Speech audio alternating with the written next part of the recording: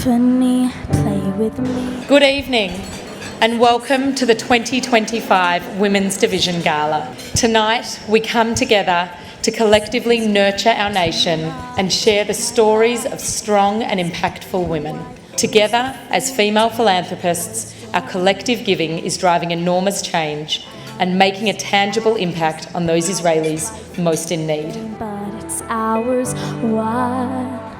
The time goes wild every day. The Women's Division has always had a belief that we strengthen our nation by strengthening our women, our mothers and our daughters. We are proud to be supporting Heartbeats, a national program in Israel that provides critical care to the most at-risk mothers, children and families facing extreme hardship as they welcome a new baby into the world.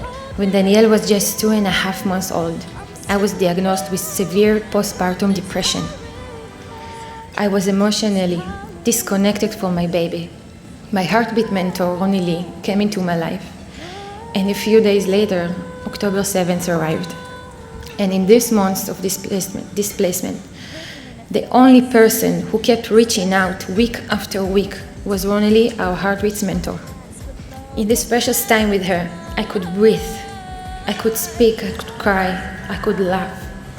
She gave us tools to hold on to ourselves, our relationship and our baby girl, even when nothing else felt certain. Heartbeats didn't just help me, it saved my family. And in the morning of October 7, Saturday, begins with the sounds of a siren, Tzeva Adom.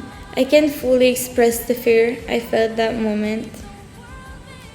All I could do was praying for my life and accept that it might be the end for me.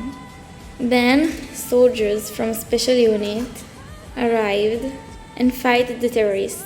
They saved me and my family, and 3 soldiers gave their life to save us. On the other side in the kibbutz, my father was also fighting. My father killed in a battle,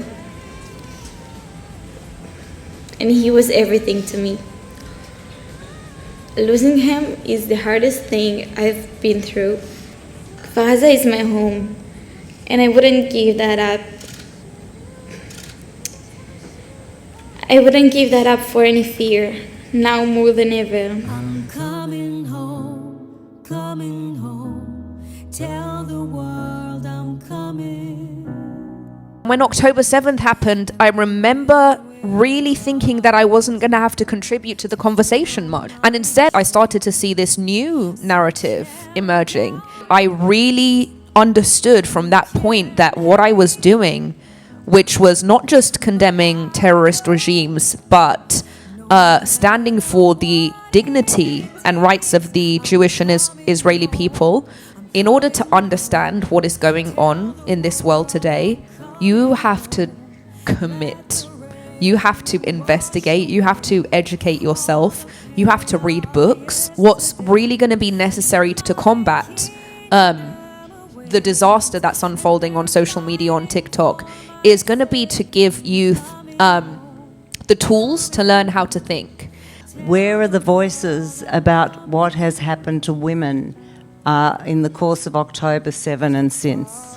Feminism, in its origins, was actually about expanding Western values. Western feminism became tied to the whole anti-Western, anti-colonialism, anti-imperialism movement. And so that is why today's feminists will not speak up for the October 7th massacre, will not speak up for Iranian women, will not speak up for Afghan women, and won't speak up for the Middle East, because ultimately their objective is incredibly self-serving. I haven't seen a community that has so much care for each other and so much connectedness, interconnectedness, to the extent that people shape their lives around each other. I mean, even these organizations and everything that these people do in these rooms, and their ancestors and their grandparents and their grandparents' grandparents, it's all about taking care of each other. And where do you see that anywhere else in the world?